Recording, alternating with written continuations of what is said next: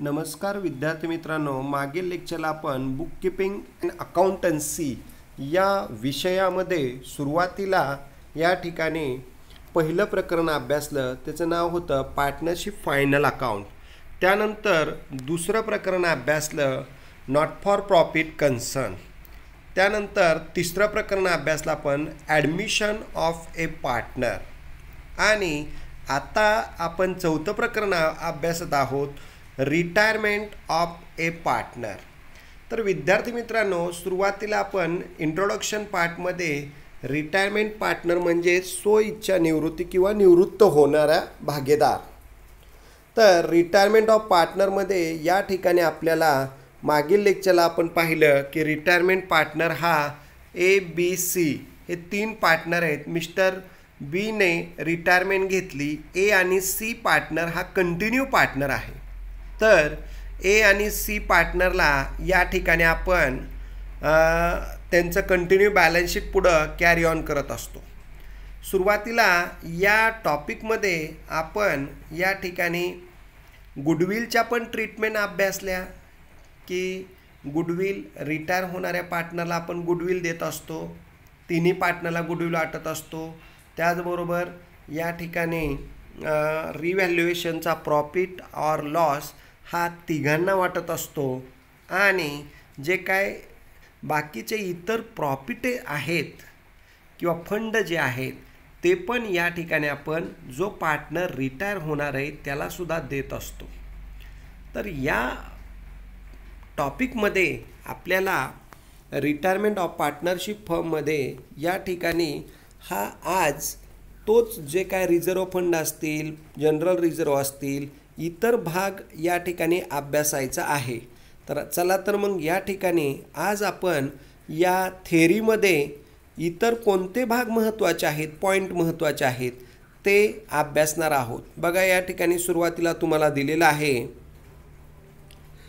Transfer of reserve fund or general reserve oblique accumulated profit or loss. म्हणजे transfer करत असताना या ठिकाणी रिझर्व फंड राखीव निधी, जनरल रिझर्व इतर काय राखीव रक्कम ठेवली असेल तर, ॲक्युमुलेटेड प्रॉफिट म्हणजे साठलेला नफा किंवा लॉस म्हणजे तोटा. जो काय साठलेला लॉस असेल तो पण तिघांना वाटून घेतला जातो. जो पार्टनर रिटायर होणार आहे त्याला प्रॉफिट पण देतात किंवा जर लॉस असेल तो पण त्याच्या रेशोप्रमाणे त्याला दिला जातो.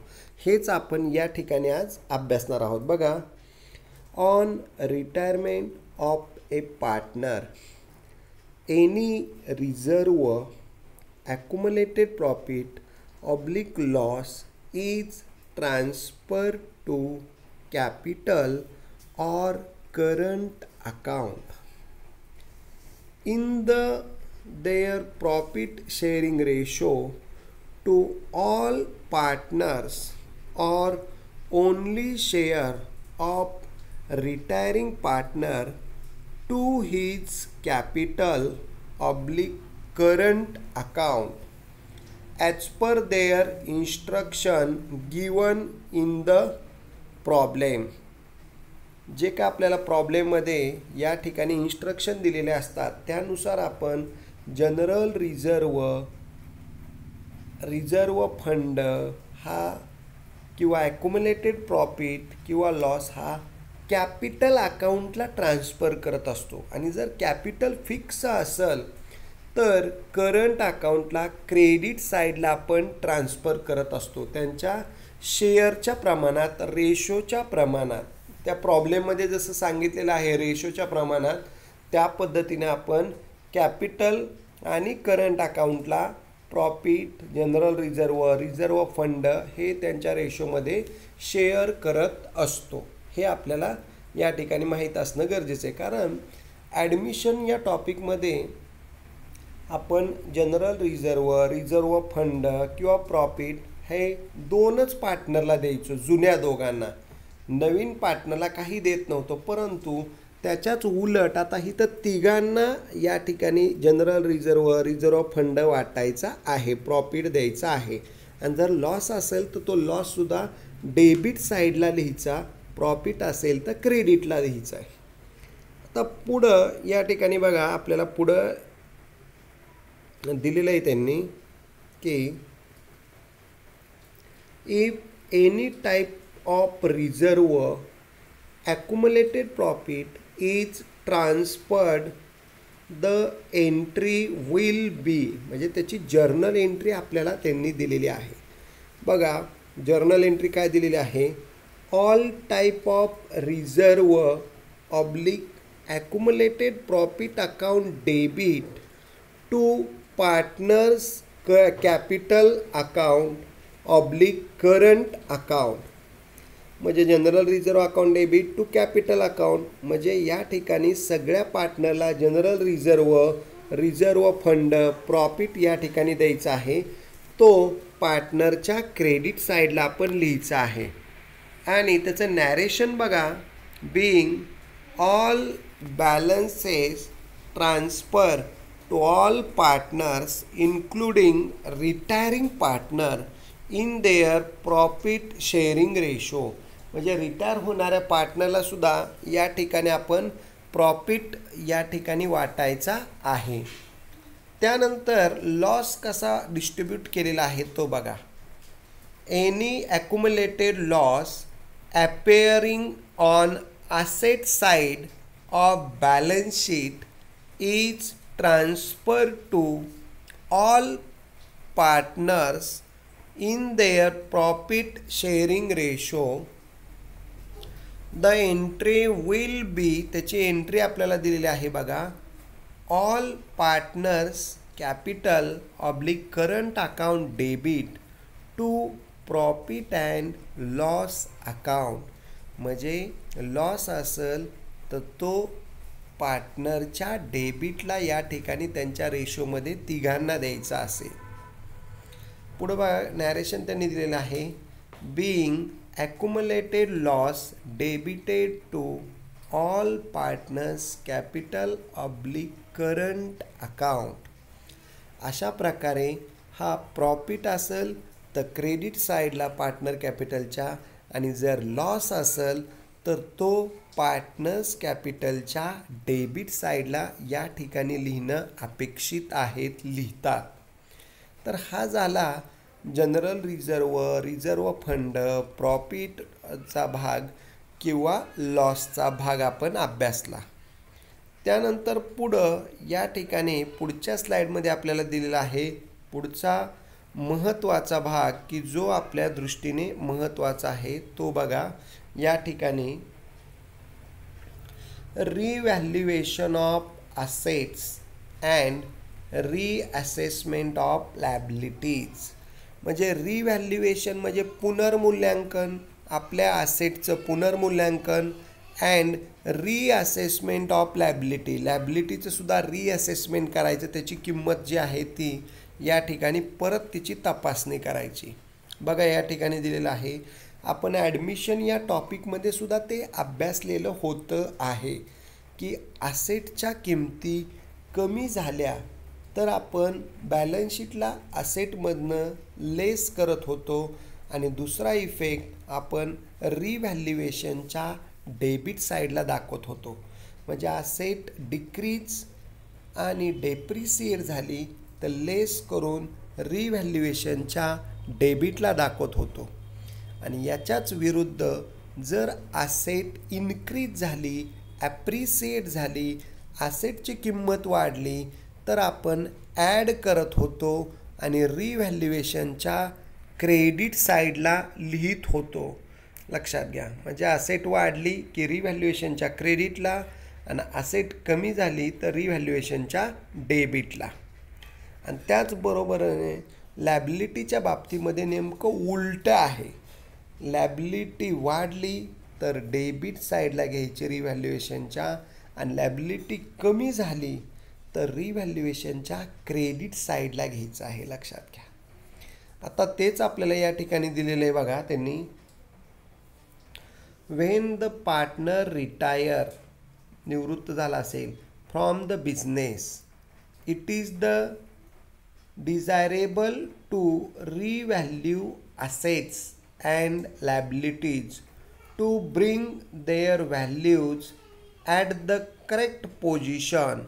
म्हणजे एखादा पार्टनर रिटायर झाला तर आपल्या ॲसेटचं पुनर्मूल्यांकन करणं गरजेचं आहे. त्याची मूळ किंमत किती आहे, चालू किंमत किती आहे ती काढणं गरजेचं आहे. त्याच पद्धतीने आपल्यावरती कर्ज किती आहे, आपले लॅबिलिटी किती आहेत, आपले देणेकरी किती आहेत हे सुद्धा फाइंड आउट करणं खूप महत्त्वाचं आहे.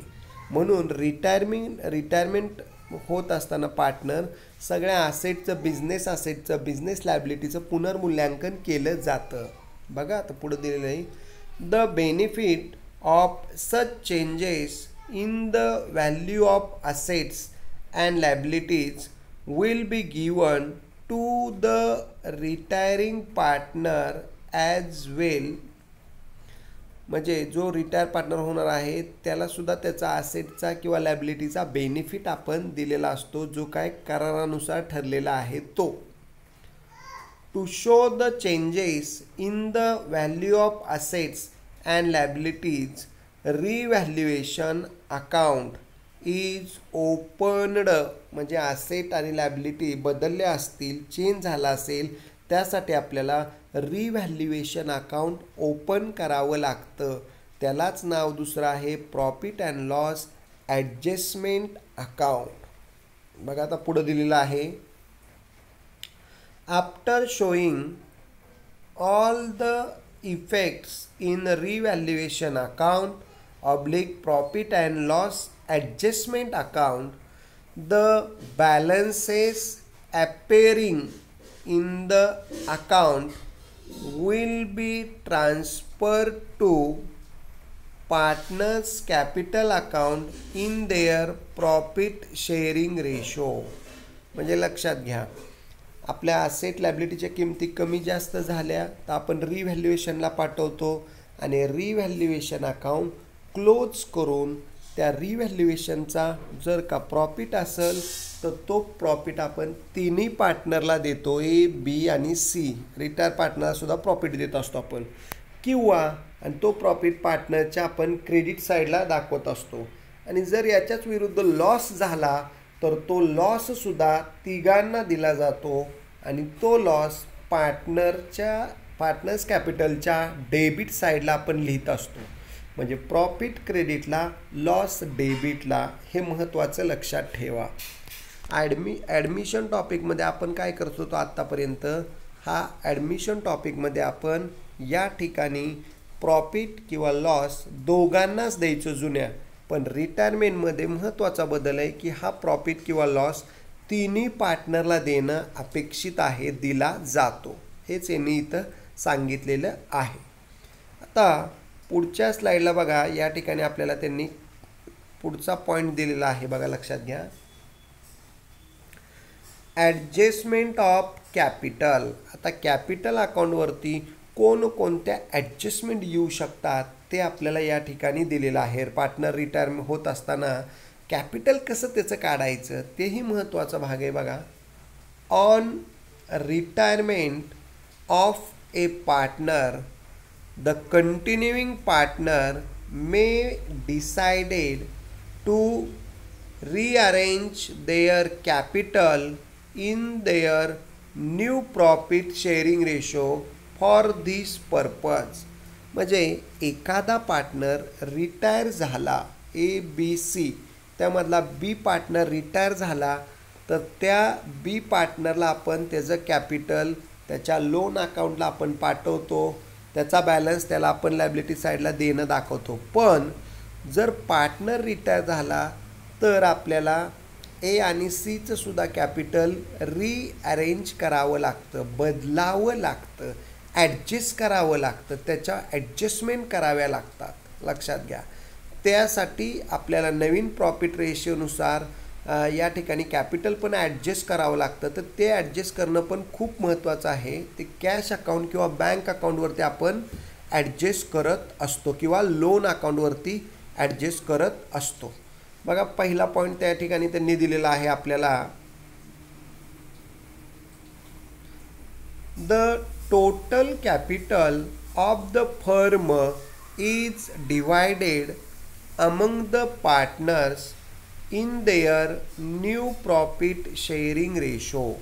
म्हणजे टोटल कॅपिटल ए आणि सीचं आपल्याला नवीन प्रॉफिट रेशोनुसार ॲडजस्ट करावं लागतं, लक्षात घ्या. त्यानंतर सेकंड आहे बघा, new capital balances is than compared with the latest capital balances of each partner.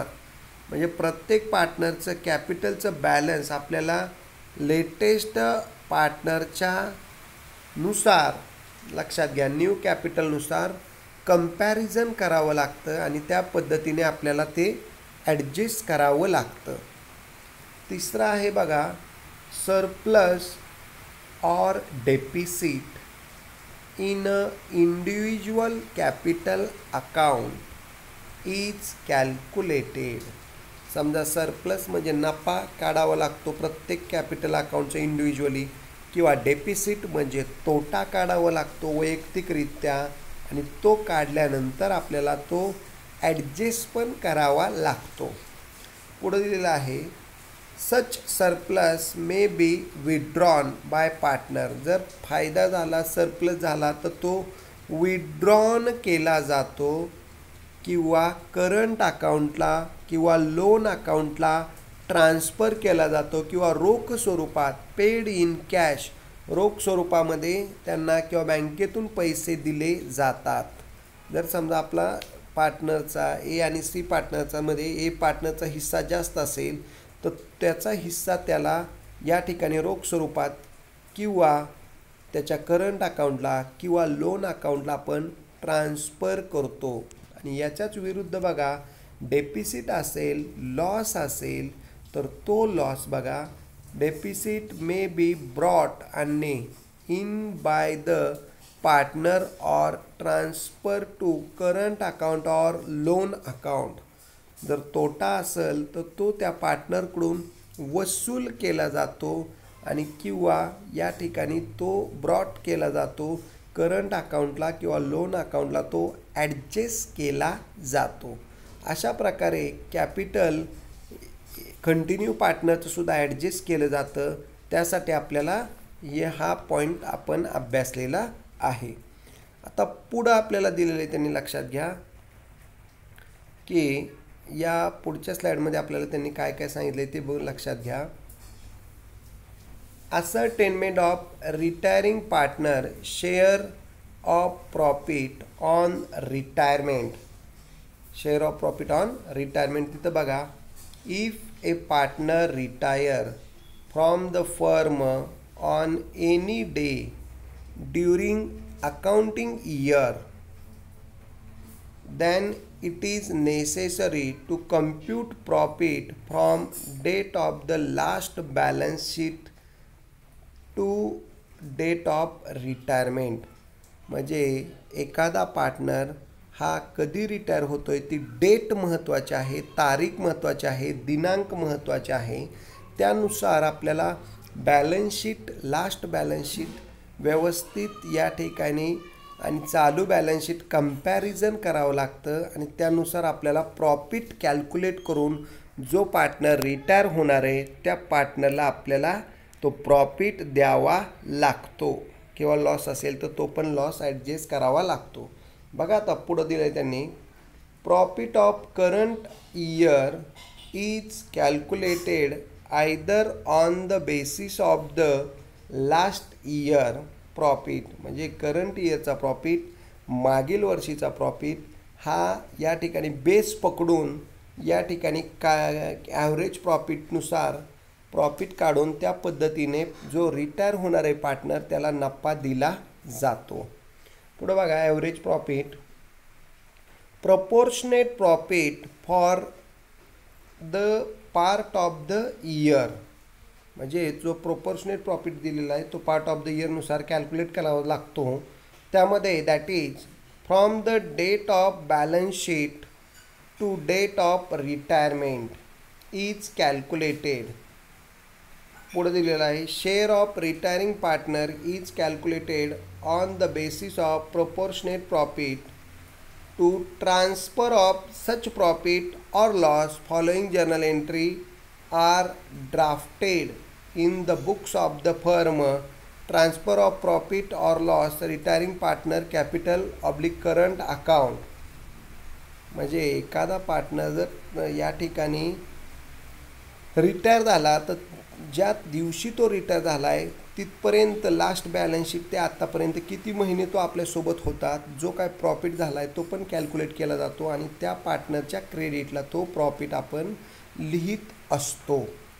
मग बघा, profit and loss suspense account debit म्हणजे प्रॉफिट अँड लॉस सस्पेन्स अकाउंटला तो आपण प्रॉफिट ट्रान्सफर करत असतो. लक्षात घ्या, profit and loss suspense account debit to retiring partners capital oblique current account. म्हणजे जो पार्टनर रिटायर होणार आहे त्याचा प्रॉफिट हा प्रॉफिट अँड लॉस सस्पेन्स अकाउंटला पाठवून हे profit and loss suspense account partner कॅपिटलच्या क्रेडिट साईडला आपण दाखवत असतो. किंवा पुढं काय दिलेलं आहे, ट्रान्सफर ऑफ रिटायरिंग पार्टनरला काय दिलं, partners capital oblique current account debit to profit and loss suspense account. म्हणजे तो प्रॉफिट पार्टनरच्या क्रेडिटला या ठिकाणी पाठवला जातो, नंतर डेबिटला तो टेकन ऑफ केला जातो. अशा प्रकारे जो रिटायर होणारा पार्टनर आहे तो कधी रिटायर झाला आहे ती तारीख महत्त्वाची आहे आणि साठलेला प्रॉफिट प्रत्येक ह्याचा त्याला देणं गरजेचं आहे. आता पुढं आपल्याला दिलेलं आहे या टॉपिकमध्ये कोणकोणते अकाउंट तयार करायचे आहेत. पहिलं अकाउंट तुम्हाला सांगितलंच आहे, रिव्हॅल्युएशन अकाउंट किंवा त्यालाच दुसरं नाव आहे बघा, profit and loss adjustment account. लक्षात घ्या, हे त्याला दुसरं नाव आहे, profit and loss adjustment account, revaluation account किंवा profit and loss adjustment account. हे पहिलं अकाउंट आहे, रिव्हॅल्युएशन अकाउंट, की जे आपण ॲडमिशन या टॉपिकला सुद्धा अभ्यासलं होतं. त्याला दुसरं नाव आहे profit and loss adjustment account, की या प्रॉफिट अँड लॉस ॲडजस्टमेंट अकाउंटमध्ये लक्षात घ्या आपल्याला असेट कमी झाल्या तर रिव्हॅल्युएशनच्या डेबिट साईडला लिहितो आपण, आणि जर असेट वाढल्या तर क्रेडिट साईडला रिव्हॅल्युएशन लिहित असतो. आणि लॅबिलिटीच्या बाबतीमध्ये उलटा नियम आहे, लॅबिलिटी कमी झाल्या तर या ठिकाणी क्रेडिटला लिहायच्या आणि लॅबिलिटी वाढल्या तर त्या डेबिटला लिहायच्यात. लक्षात घ्या. आणि रिव्हॅल्युएशनचा जो काय प्रॉफिट होणार आहे तो तिन्ही पार्टनरला आपल्याला त्यांच्या रेशोमध्ये वाटायचा आहे. हे झालं पहिलं रिव्हॅल्युएशन अकाउंट, आणि लॉस असेल तरी तो तिघांना द्यायचा आहे. दुसरं आहे पार्टनर्स कॅपिटल अकाउंट. आता हे पार्टनर कॅपिटल अकाउंट तिघांचं काढायचं आहे. सुरुवातीला बॅलन्स तिघांचा ब्रॉडडाऊन करायचा आहे. त्यानंतर जनरल रिझर्व फंड, प्रॉफिट तिघांना वाटायचं आहे. गुडविल तिघांना वाटायचं आहे. लक्षात घ्या. आणि समजा ॲसेट टेकन ओव्हर केली तर ते पार्टनरच्या डेबिट साईडला ज्याने टेकन ओव्हर केले आहे ते, आणि जो रिटायर होणारा पार्टनर आहे त्याचा बॅलन्स आपण लोन अकाउंटला पाठवत असतो.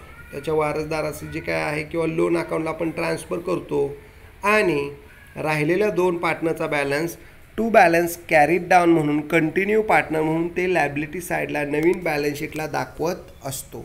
तर अशा प्रकारे रिटायर होणारा पार्टनर आणि कंटिन्यू पार्टनर त्यांचं कॅपिटल अकाउंट आपण तयार करतो आणि ते त्या पद्धतीने ट्रान्सफर करून फायनल टोटल काढतो.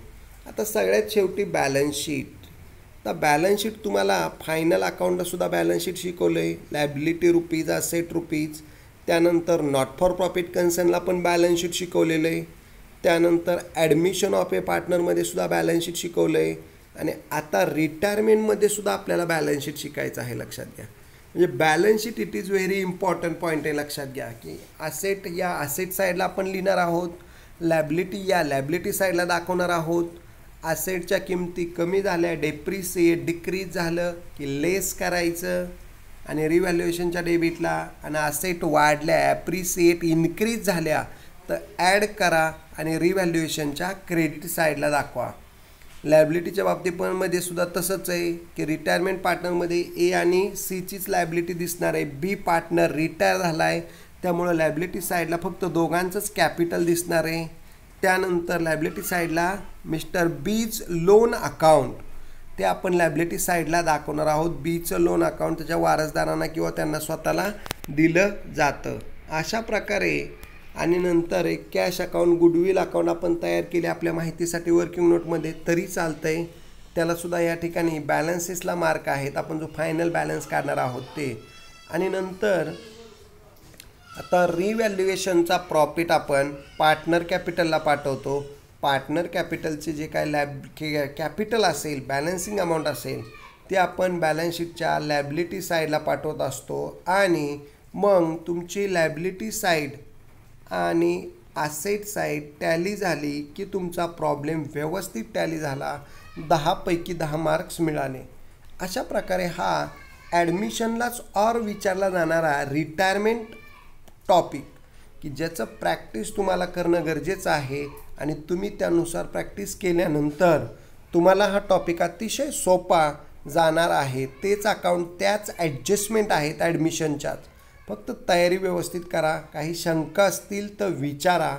आणि तुम्हाला या ठिकाणी ॲडमिशनच्या पण नोट्स देणार आहे, तर तुम्ही सर्वांनी झालेले प्रॉब्लेम व्यवस्थित अभ्यासा, त्याच्या नोट्स काढा, प्रॉब्लेम लिहून काढा, त्याचं ॲन्सर पण व्यवस्थित शोधा. मग ज्या पद्धतीने तुम्हाला पूर्ण तयारी आणि हा विषय सोपा जाईल. ठीक आहे, थँक्यू. या ठिकाणी आज आपण थांबणार आहोत. कुणाला काही शंका असतील तर त्यांनी बिनधास्त विचारा क्लास कमेंटवरती किंवा मला मेसेज करा. ठीक आहे, थँक्यू, धन्यवाद.